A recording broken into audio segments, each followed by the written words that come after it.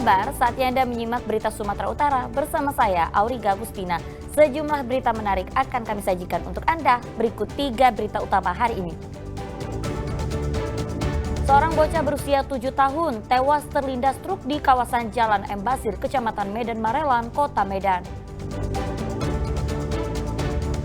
Mediasi penyegelan sekolah selesai, murid-murid Madrasah Al-Wasliyah di Kabupaten Deli Serdang boleh kembali belajar di dalam kelas mulai Senin nanti. Petani di Kabupaten Labuhan Batu Utara adu kebolehan dalam lomba balap traktor di persawahan.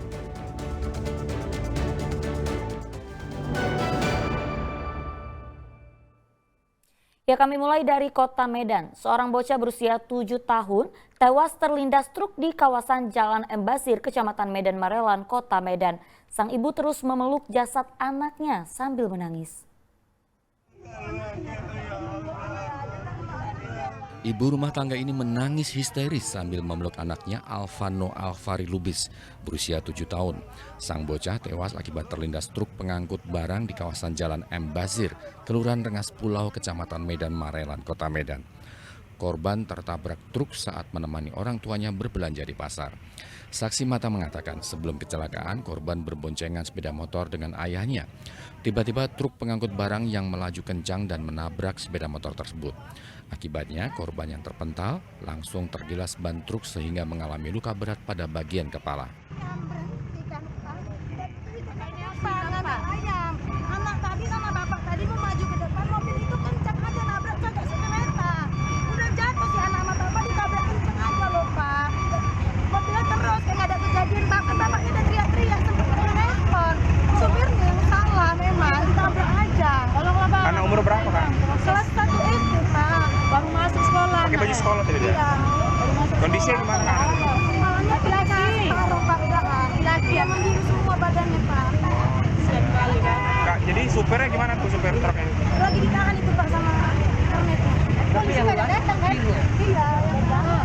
Kak, jadi anak itu sama bapaknya belanja? Iya. Bukan lagi melintas atau Enggak, gimana? berhenti posisi Pak. Berhenti ya? Korban kemudian dibawa pihak keluarga ke rumah sakit dan selanjutnya ke rumah duka untuk dimakamkan. Sementara sopir truk diamankan Satlantas Polres Pelabuhan Belawan untuk diperiksa lebih lanjut. Muhammad Hamdani melaporkan dari Medan. Berawal dari soal gadai-menggadai telepon genggam seorang ayah dan anak di Medan, jadi tersangka pembunuhan berencana. Korbannya adalah orang yang berupaya melerai duel yang diinisiasi sang ayah.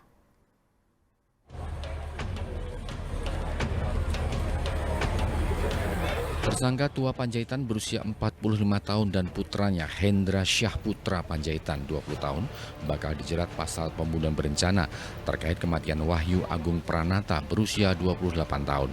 Wahyu merupakan bagian dari lingkup pertemanan tersangka Hendra. Korban ditemukan tewas pada 4 Juli di Kelurahan Tanjung Mulia, Deli Serdang dengan luka tikam pada leher kiri dan kening. Peristiwa ini bermula saat korban bersama rekannya bernama Reza mendatangi rumah tersangka untuk menagih utang. Peristiwa ini bermula saat korban bersama rekannya bernama Reza mendatangi rumah tersangka untuk menagih uang sebagai buntut permasalahan gadai-menggadai handphone yang melibatkan tersangka Hendra pada akhir bulan Juni lalu. Namun pertemuan itu tidak membuahkan hasil, bahkan justru berakhir dengan pertikaian. Setelah beberapa kali saling berpapasan, perselisihan itu semakin meruncing. Pada suatu malam, ayah dan anak ini mendatangi korban dan rekannya Reza di tempat tongkrongan.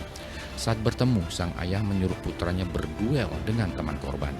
Tersangka Hendra kemudian tersungkur ke tanah. Melihat putranya jatuh, sang ayah bangkit untuk membantu. Menyaksikan hal itu, korban ikut bangkit untuk melerai. Namun justru ditikam oleh kedua tersangka hingga ditemukan tewas keesokan harinya. Sedangkan Reza, teman korban, berhasil kabur saat menyaksikan temannya jatuh bersimbah darah. Memprihatinkan buat kita ketika persoalan-persoalan kecil di masyarakat mereka tidak menyelesaikan secara bijak, tidak mengambil langkah-langkah hukum yang baik, kemudian memilih cara kekerasan untuk menyelesaikannya, maka akan berujung pada persoalan yang lebih besar. Dan terhadap tersangka, salah satu tersangka atas inisial P, T ya, Tuah Panjaitan atau Maridon itu juga seorang residivis, pernah dihukum dalam kasus 363, kemudian juga positif narkoba dua-duanya, anak dan bapak ini positif narkoba. Ini menjadi keberatan kita akan melakukan tindakan hukum secara keras dan tegas. Polisi menyita barang bukti sebilah pisau dan obeng. Keduanya dinilai merencanakan pembunuhan berencana karena sudah menyiapkan duel dari rumah. Maka polisi bakal menjerat keduanya dengan pasal 340 subsidiar pasal 338 KUHP dengan ancaman hukuman mati atau penjara seumur hidup. Tuti Alawiah Lubis melaporkan dari Medan.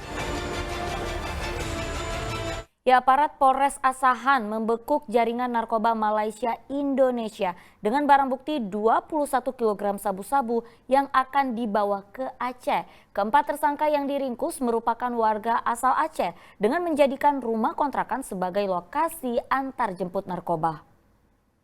Ini adanya. Rekaman video petugas Satuan Reserse Anti Narkoba Polres Asahan memperlihatkan pengungkapan kasus penyelundupan sabu-sabu.